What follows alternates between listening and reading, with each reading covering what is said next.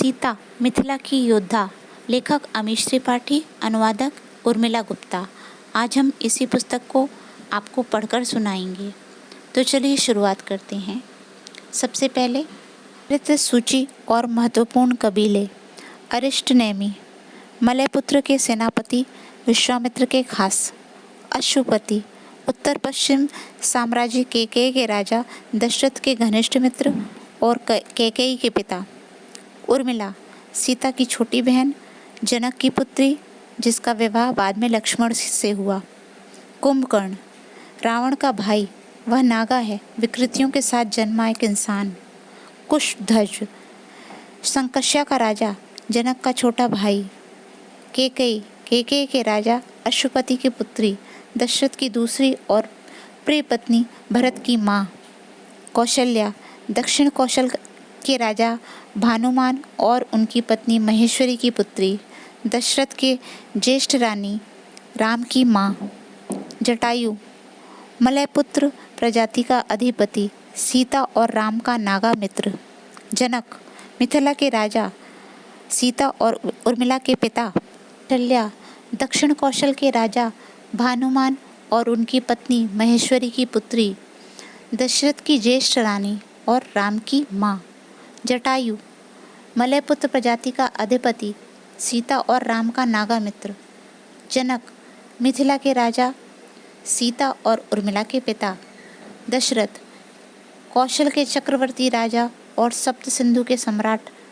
कौशल्या, कैकेयी और सुमित्रा के पति, राम, भरत, लक्ष्मण और शत्रुघ्न के पिता। नागा, विकृतियों के साथ पैदा हुई इंसानी प्रजाति। नारद, लोथल का एक व्यापारी, हनुमान का मित्र। भरत, राम के सौतेले भाई, दशरथ और कैकेयी के पुत्र। मंथरा, सप्त सिंधु की सबसे संपन्न व्यापारी। कैकेयी की करीबी। मलयपुत्र, छठे विष्णु, प्रभु परशुराम की प्रजाति। मारा, धन लेकर कत्ल करने वाला हत्यारा। राम, अयोध्या, कौशल के साम्राज्य की राजधानी के सम्राट।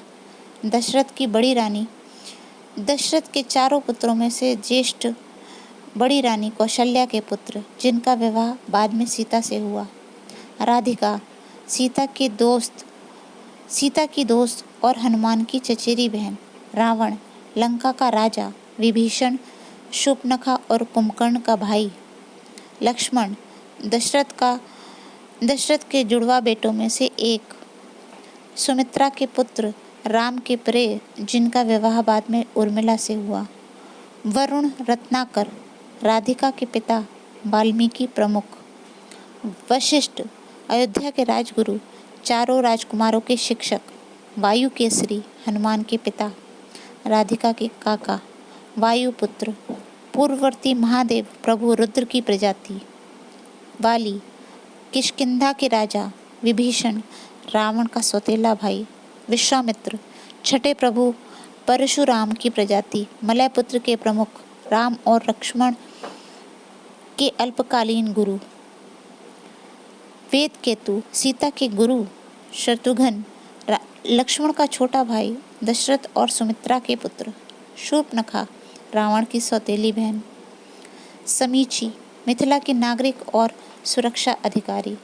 सीता, मिथिला के राजा जनक की दत्तक पुत्री, मिथिला की प्रधानमंत्री, जिनका विवाह बाद में राम के साथ हुआ। सुनैना, मिथिला की रानी, सीता और उर्मिला की माँ। सुमित्रा, काशी के राजा की पुत्री, दशरथ की तीसरी रानी, लक्ष्मण और शत्रुघ्न की माँ। हनुमान, राधिका का चचेरा भाई, वायुकेसरी के पुत्र, नागा और वायुपुत्र प्रजाति के सदस्य। अध्याय 1। 3400 ईसा पूर्व, भारत में कहीं गोदावरी नदी के पास सीता अपने तेज चाकू से बहुत ही बेहतरीन तरीके से केले के पत्तों के मोटे तने को काट रही थी। केले के छोटे पेड़ सीता के कद जितने ही लंबे थे। उन्हें ज़्यादा कोशिश नहीं करनी पड़ रही थी। उन्होंने रुककर अपना काम देखा और फिर उन्होंने एक नज़र मकरंद पर डाली। मलयपुत्र सिपाही मकरंद, जो उनसे थोड़ी ही दूरी पर खड़ा था, वो अब तक शायद सीता के मुकाबले आधे ही पत्ते काट पाया था। मौसम बिल्कुल शांत था। कुछ ही देर पहले तेज हवाओं ने जंगल के इस भाग को बिल्कुल हिला कर रख दिया था। इस बेमौसम बरसात ने पूरे इलाके को भिगो दिया था। सीता और मकरंद खुद को बारिश से बचाने के लिए घने पेड़ों की छांव में खड़े रहे। हवा का वेग इतना तेज था कि उनके लिए आपस में बातें करना भी मुश्किल हो पा रहा था। फिर अचानक एक सन्नाटा सा पसर गया। बरसात और हवा मानो थम सी गई। वो तेजी से केले के छोटे छोटे पेड़ों से घिरे इलाकों की ओर बढ़ गए। वे यहाँ सिर्फ इन पत्तों का इंतजाम करने आए थे। इतना काफ़ी है मकरंद, सीता ने कहा। मकरंद पलटा।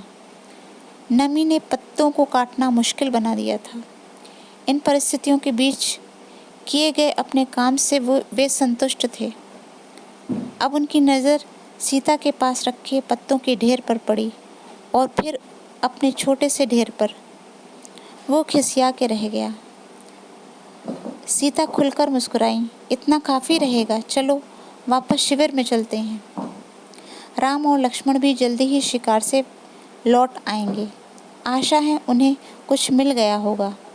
सीता अपने पति अयोध्या के राजकुमार राम और देवर लक्ष्मण के साथ लंका के राजा रावण के प्रतिशोध को टालने के लिए दंडकारण्य में विचर रही थी।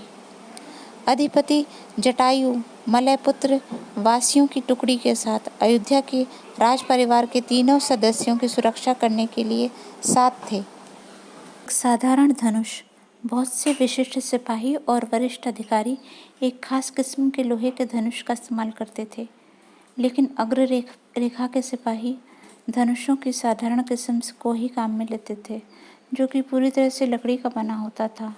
ये धनुष सामान्य से ज़्यादा कड़े होते थे और खींचने पर एक खास ध्वनि उत्पन्न करते थे। मकरंद झुको। सीता अपने हाथ के पत्ते गिराकर जमीन पर छलांग लगाते हुए चिल्लाई। मकरंद ने भी तुरंत छलांग लगाई, लेकिन भारी सामान की वजह से वह उलझ गया और एक तीर ने तेजी से उसके दाहिने कंधे को चीर दिया और वह आगे की तरफ गिरा। इससे पहले कि वो कोई प्रतिक्रिया दे पाता, एक दूसरा तीर उसके गले में आकर धंस गया। सटीक वार। जमीन पर गिरी सीता तेजी से पलटते हुए पेड़ के पीछे जाकर छिप गई। वो नीचे झुकी रहीं, अपनी पीठ पेड़ से सटाए हुए। अभी के लिए सुरक्षित। उन्होंने अपनी दाहिनी ओर देखा। बदकिस्मत मकरंद जमीन पर पड़ा था, अपने ही खून में डूबते हुए। तीर की नोक उसके गले के पार हो गई थी। जल्द ही उसके प्राण निकलने वाले थे। सीता गुस्से में बड़बड़ाई। फिर एहसास हुआ कि इससे कुछ हासिल होने वाला नहीं था। उन्होंने गहरी सांस ली और अपनी धड़कनों को थामा। हालात पर ध्यान दिया। सावधानी से आसपास देखा, कोई भी उनके सामने नहीं था। तीर दूसरी दिशा से आए थे। वह पेड़ के विपरीत दिशा से, जहाँ वह अभी भी छुपी हुई थी। वह जानती थी कि दुश्मन कम से कम 2 थे। कोई भी धनुर्धर इतनी जल्दी दूसरा तीर नहीं चला सकता। उन्होंने फिर से मकरंद को देखा। उसका हिलना अब बंद हो चुका था। उसकी आत्मा निर्वासित हो गई थी। जंगल भयानक रूप से शांत था। यकीन करना भी असंभव था कि महज कुछ ही पल पहले यहाँ पर ऐसी भयानक हिंसा हुई थी। अलविदा वीर मकरंद, तुम्हारी आत्मा फिर से अपना मकसद हासिल करे। उन्हें दूर से आती फुसफुसाने की आवाज़ सुनाई दी। जाओ स्वामी कुंभकर्ण के पास, उन्हें बता दो वो यहाँ है, यहाँ। फिर किसी के भागते कदमों की आहट आई और अब वहाँ सिर्फ एक ही दुश्मन बचा था। वह जमीन की तरफ देखकर बुदबुदाई, मेरी रक्षा करो माँ, रक्षा करो। उन्होंने अपनी कमर पर बंधी म्यान से एक अपना चाकू निकाला। आंखें बंद करके वह पेड़ के पीछे से झांक कर खुद को प्रदर्शित करने का जोखिम नहीं ले सकती थी। ऐसे में कोई तीर उन्हें भी अपना शिकार बना सकता था। आंखों का कोई काम नहीं था यहाँ। उन्हें अपने कानों पर ही भरोसा करना था। ऐसे महान धनुर्धर थे जो आवाज़ सुनकर ही तीर चला सकते थे, लेकिन आवाज़ के अंदाजे पर चाकू फेंकने वाले बहुत कम ही थे। सीता उन दुर्लभ योद्धाओं में से एक थी। सीता को एक तेज लेकिन विनम्र स्वर सुनाई दिया, बाहर आ जाइए राजकुमारी। सीता, हम आपको कोई नुकसान नहीं पहुंचाएंगे। बेहतर होगा कि। आवाज़ आधे वाक्य पर ही रुक गई। वो फिर से नहीं सुनाई देने वाली थी, क्योंकि आवाज़ का जो स्रोत होता है वह उस गले में एक चाकू धंस चुका था। खुद को बिना दिखाए सीता तेजी से मुड़कर मारक सटीकता के साथ अपना वार कर चुकी थी। गले में धंसते चाकू ने एक पल को लंका के सैनिक को हैरान कर दिया था। उसकी मौत तुरंत हो गई, मकरंद की ही तरह। सीता ने इंतजार किया। वो निश्चित करना चाहती थी कि वहाँ कोई और भी नहीं था।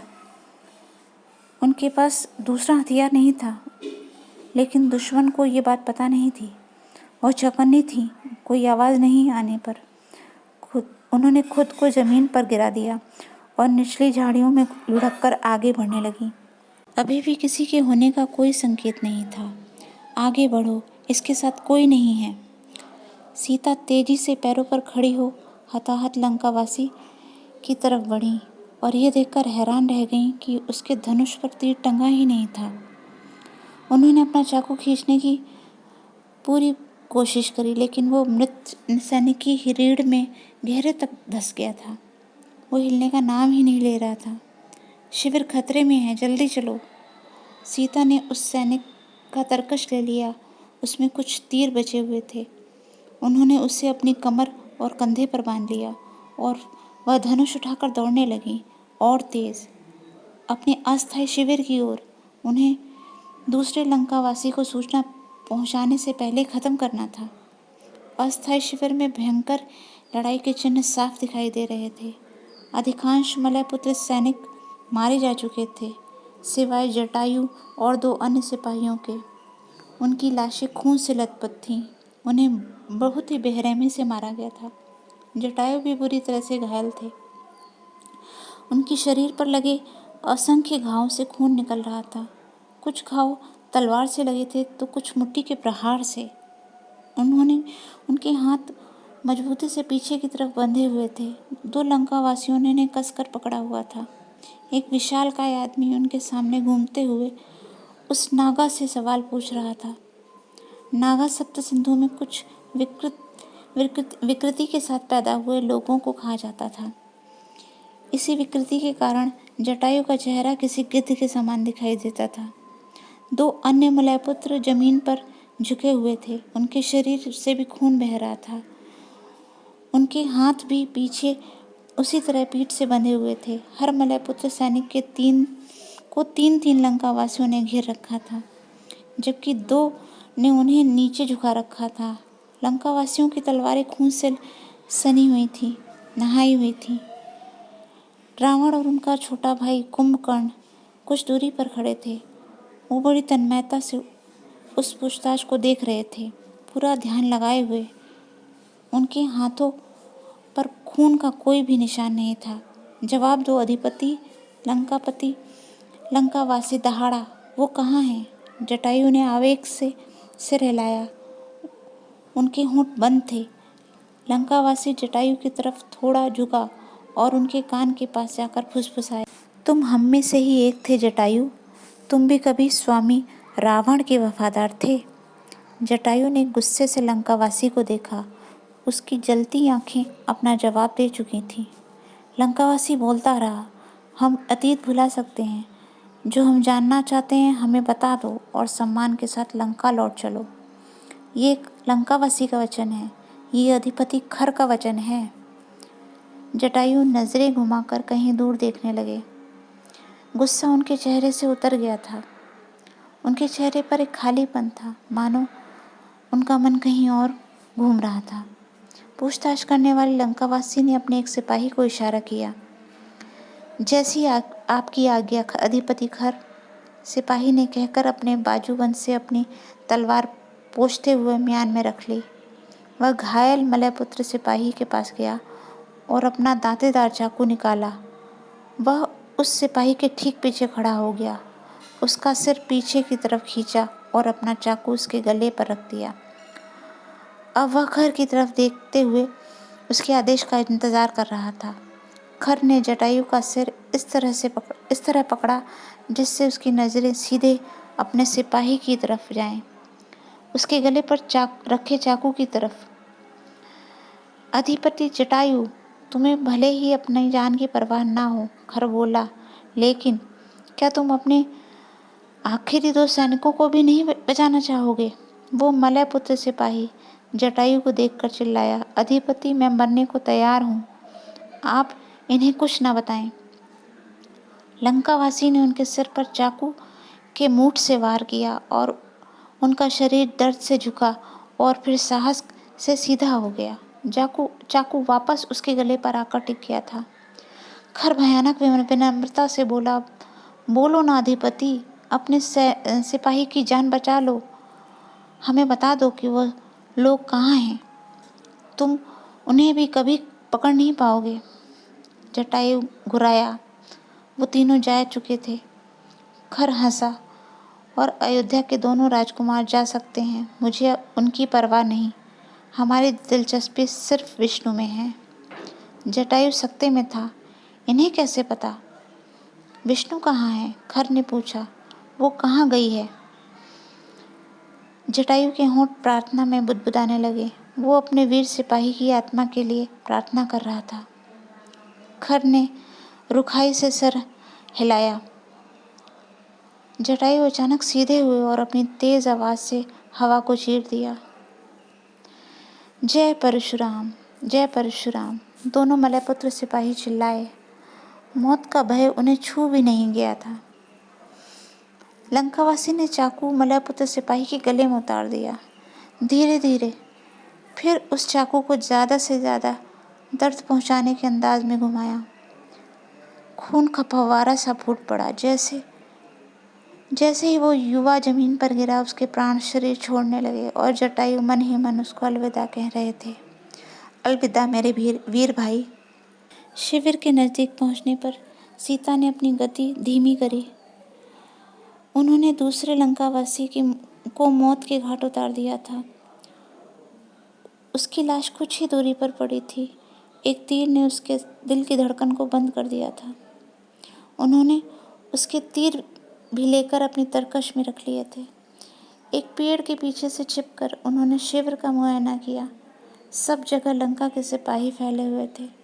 संख्या में वो कम से कम 100 थे। सारे मलयपुत्र सिपाही मारे जा चुके थे, सारे सिवाय जटायु के।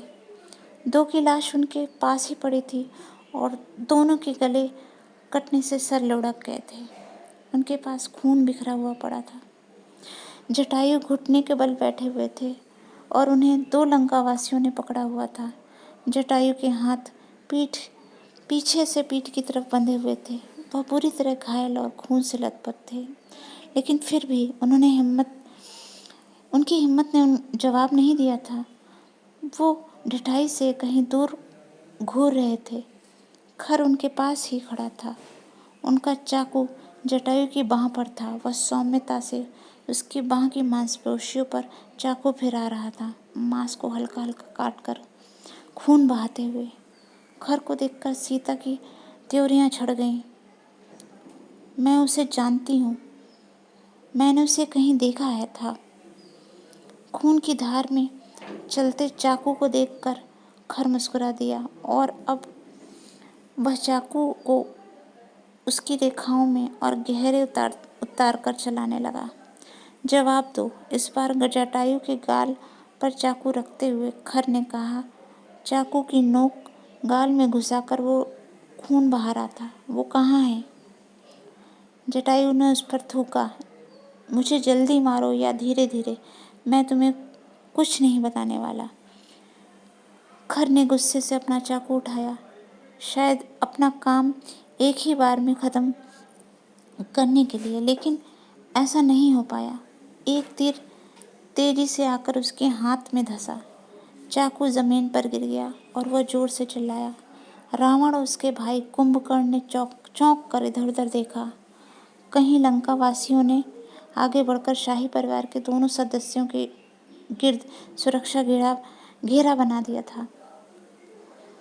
कुंभकर्ण ने अपने क्रोधित भाई को आगे बढ़ने से रोकने के लिए उसकी बाँह पकड़ ली। दूसरे सिपाही ने अपने धनुष उठाकर सीता की दिशा में ही अपने तीर तान दिए। कुंभकर्ण ने तेज आवाज से कहा, कोई तीर नहीं चलाएगा।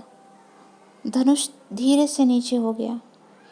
खर ने तीर तोड़ दिया था और उसका एक सिरा अपने हाथ में ही धंसा छोड़ दिया। इससे खून रिसना थोड़ी देर के लिए रुक गया। शिविर के नज़दीक पहुंचने पर सीता ने अपनी गति धीमी की। उन्होंने उस दूसरे लंकावासी को मौत के घाट उतार दिया था। उसकी लाश कुछ ही दूरी पर पड़ी थी। एक तीर ने उसकी दिल की धड़कनें बंद कर दी थी। उन्होंने उसके तीर भी लेकर अपने तरकश में रख लिए थे। एक पेड़ के पीछे छिपकर उन्होंने शिविर का मुआयना किया। सब जगह लंका के सिपाही फैले हुए थे। संख्या में वे कम से कम 100 थे। सारे मलयपुत्र सिपाही मारे जा चुके थे, सारे सिवाय जटायु के। 2 की लाश उनके पास ही पड़ी थी। दोनों के गले कटने से सर लुढ़क गए थे। उनके पास खून बिखरा पड़ा था। जटायु घुटने के बल बैठे हुए थे और उन्हें 2 लंकावासियों ने पकड़ रखा था। जटायु के हाथ पीछे की तरफ बंधे हुए थे और वो बुरी तरह से घायल और खून से लथपथ थे, लेकिन फिर भी उनकी हिम्मत ने जवाब नहीं दिया था। वो ढिठाई से कहीं दूर घूर रहे थे। खर उनके पास ही खड़ा था। उसका चाकू जटायु की बाँह पर था। वो सौम्यता से उसकी बाँह की मांसपेशियों पर चाकू फिरा रहा था, मांस को हल्का हल्का काटकर खून बहाते हुए। खर को देखकर सीता की त्योरियां चढ़ गईं। मैं उसे जानती हूँ, मैंने उसे कहीं देखा था।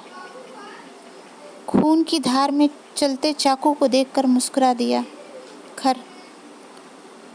अब वह चाकू को उनकी रेखाओं में और गहरे उतार कर चलाने लगा। जवाब दो, इस बार जटायु के गाल पर चाकू रखते हुए खर ने कहा। चाकू की नोक गाल में घुसाकर वो खून बहा रहा था। वो कहाँ है? जटायु ने उस पर थूका। मुझे जल्दी मारो या धीरे धीरे, मैं तुम्हें कुछ भी नहीं बताने वाला। खर ने गुस्से में अपना चाकू उठाया, शायद वह अपना काम एक ही बार में खत्म करने के लिए, लेकिन ऐसा नहीं हो पाया। एक तीर तेजी से आकर उसके हाथ में धंसा। चाकू जमीन पर गिर गया और वो जोर से चिल्लाया। रावण उसके भाई कुंभकर्ण ने चौंक कर इधर उधर देखा। कई लंकावासियों ने आगे बढ़कर शाही परिवार के सदस्यों के इर्द गिर्द सुरक्षा का घेरा बना दिया। कुंभकर्ण ने अपने क्रोधित भाई को आगे बढ़ने से रोकने के लिए उसकी बाँह पकड़ ली। दूसरे सिपाहियों ने अपने धनुष उठाकर सीता की दिशा में अपने तीर तान दिए। कुंभकर्ण ने तेज आवाज में कहा, कोई तीर नहीं चलाएगा। धनुष धीरे से नीचे हो गए और उसका सिरा अपने हाथ में ही धंसा छोड़ दिया। इससे खून रिसना थोड़ी देर के लिए तो रुक ही गया। उसने तीर की दिशा की तरफ पेड़ों की अभेद्य पंक्ति को देखा और तिरस्कार से ताना मारा। तीर किसने चलाया? लंबे समय से पीड़ित राजकुमार ने, उसके विशालकाय भाई ने, या खुद विष्णु ने? हैरान सीता पेड़ से सटी खड़ी रह गई। विष्णु? लंकावासियों को ये कैसे पता चला? किसने मेरे साथ विश्वासघात किया? उन्होंने अपने दिमाग को वर्तमान में खींचा। ये ध्यान भटकाने का समय नहीं है। वो बिना आवाज़ किए तेज़ी से दूसरी जगह की तरफ बढ़ी। वो नहीं जानते होंगे कि मैं अकेली हूँ। बाहर आओ और योद्धाओं की तरह लड़ो, खर ने चुनौती दी। सीता अपनी नई जगह से संतुष्ट थी। वह उस जगह से थोड़ी दूर थी जहाँ पर उन्होंने पहला तीर चलाया था। उन्होंने धीरे से दूसरा तीर निकालकर धनुष पर चढ़ाया और निशाना लिया। माना जाता था कि लंका की सेना में अगर सेनाधिपति को ही मार गिराया जाए तो पूरी सेना तितर बितर हो जाती थी, लेकिन रावण अपने सैनिकों के सुरक्षा घेरे में था। सिपाहियों ने अपनी ढालें भी ऊंची उठा रखी थी। सीता रावण पर सीधे सीधे निशाना नहीं लगा सकती थी। काश राम यहाँ होते, वो किसी तरह उस पर निशाना लगा ही लेते। सीता ने शुरुआत के लिए धुआंधार तीर चलाने का फैसला किया। उन्होंने जल्दी जल्दी 5 तीर छोड़े। 5 लंकावासी धराशायी हो गए, लेकिन दूसरे टस से मस नहीं हुए। रावण के आसपास का घेरा जस का तस रहा। वो सब अपने राजा के लिए मरने को तैयार थे। रावण सुरक्षित था। कुछ सैनिक सीता की दिशा में भागने लगे। उन्हें तेजी से अपना अपना स्थान बदलना पड़ा। नई जगह पहुंचते ही उन्होंने अपना तरकश देखा। उनके पास महज 3 तीर बचे थे। नहीं, सीता ने जानबूझकर एक टहनी पर पैर रखा। कुछ सिपाही अचानक आवाज़ की तरफ भागे। सीता ने तेजी से अपनी जगह बदली, इसी उम्मीद से कि वो सुरक्षित घेरे में खड़े रावण को निशाने पर ले सकें। लेकिन खर सीता की समझ से ज़्यादा होशियार था। उसने एक कदम पीछे लेकर अपने सलामत बाएं हाथ का इस्तेमाल करते हुए अपने जूते के तले से चाकू निकाला। उसने तेजी से जटायु के पीछे जाते हुए उसकी गर्दन पर चाकू रख दिया।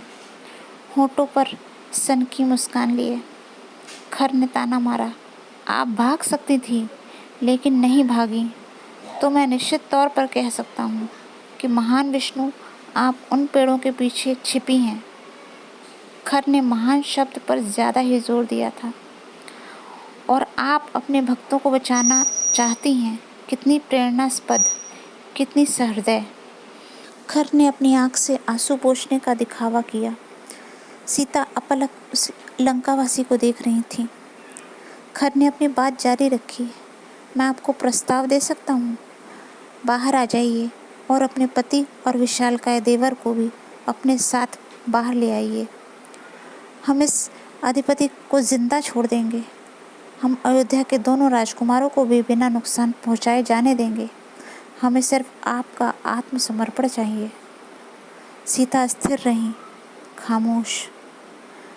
खर धीरे से चाकू जटायु के गले पर फिराने लगे, खून की पतली रेखा छोड़ते हुए। वह गुनगुनाता सा बोला, मेरे पास पूरा दिन नहीं है। अचानक जटायु ने अपने सिर पीछे की ओर जोर से खर की जांघ पर मारा। जैसे ही लंकावासी दर्द से दोहरा हुआ, जटायु चिल्लाया, भाग जाइए, दूर भाग जाइए देवी, मेरे लिए अपनी जान खतरे में मत डालिए।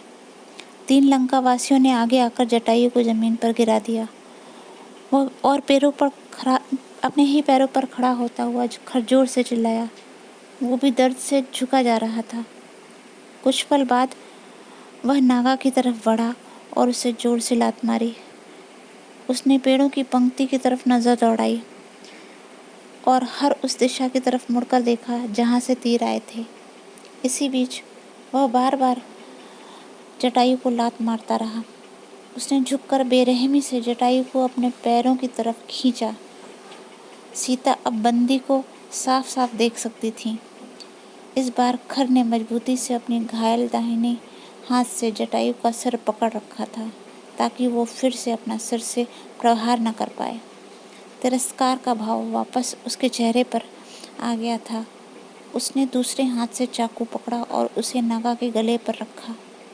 मैं अभी भी यही गला काटकर आपके श्रेष्ठ अधिपति की जीवन लीला कुछ ही मिनटों में खत्म कर सकता हूँ, महान विष्णु। उसने चाकू को मलय पुत्र के पेट में रख दिया। या वह कतरा कतरा खून बहाते हुए धीरे धीरे भी मर सकता है। आपके पास सोचने के लिए बस थोड़ा ही समय बचा है। सीता स्थिर थी। उनके पास में 3 तीर बचे थे।